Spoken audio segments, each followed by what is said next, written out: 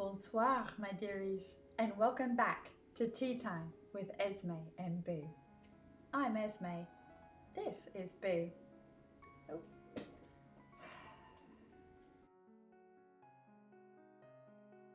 Someone needed a midnight snack.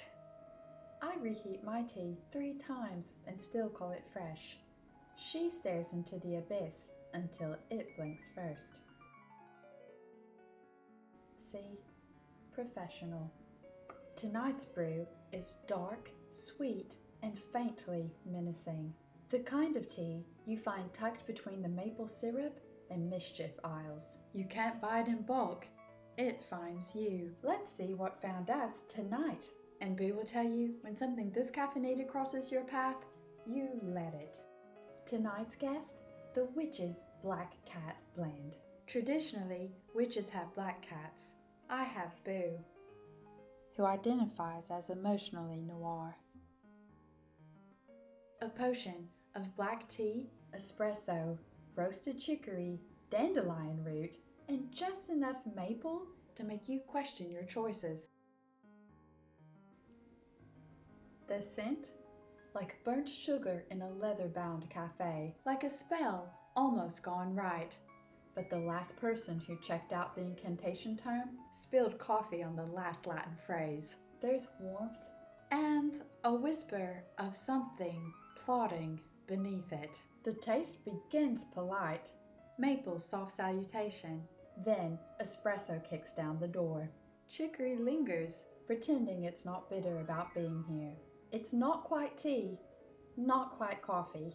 It's the shadowy in-between. If teas had personalities, this one would wear black velvet, quote Baudelaire at brunch, and then leave halfway through to start a revolution. Boo says it smells like overconfidence in tax season.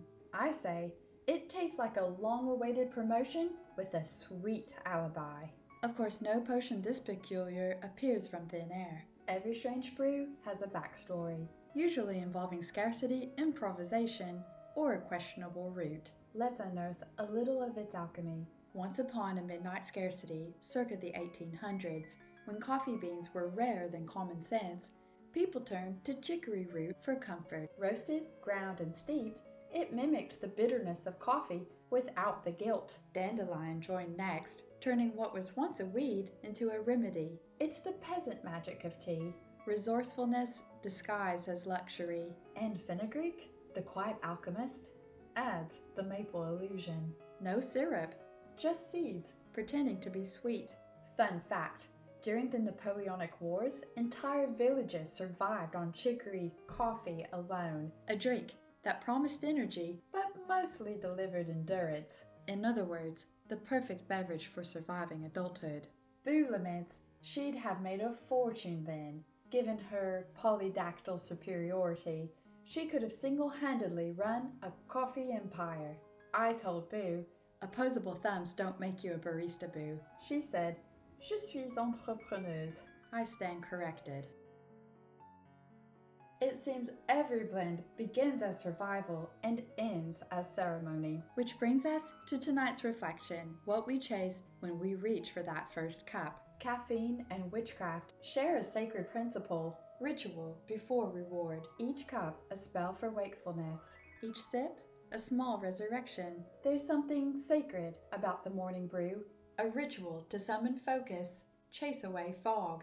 But some days you realize the fog was there to protect you. Boo says stillness is underrated. I say that's rich coming from someone who sprints at invisible demons at 2 a.m.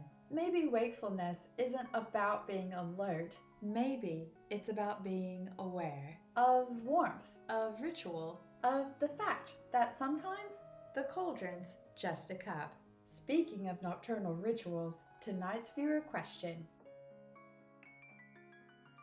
This one floated in from beyond the veil, courtesy of a gentleman who knows a thing or two about midnight musings, Monsieur Edgar Allan Poe.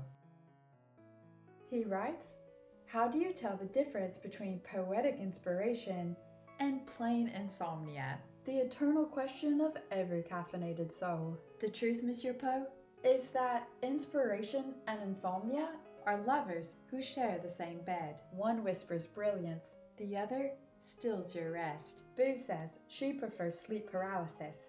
It's shorter and more polite. I say insomnia is just creativity with boundary issues. She says that's what I said about my last hobby. Maybe the answer is this. Write your ghost into verse before they start editing your dreams. Merci, Monsieur Poe. Some questions never rest. They just refill their cup. And with that, our seance grows sleepy. This has been Tea Time with Esme and Boo. Remember, the tea is temporary, but the awakening is forever.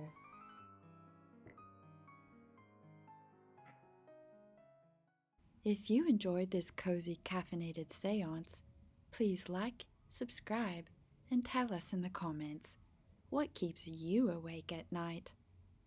Boo says existential dread and empty food bowls.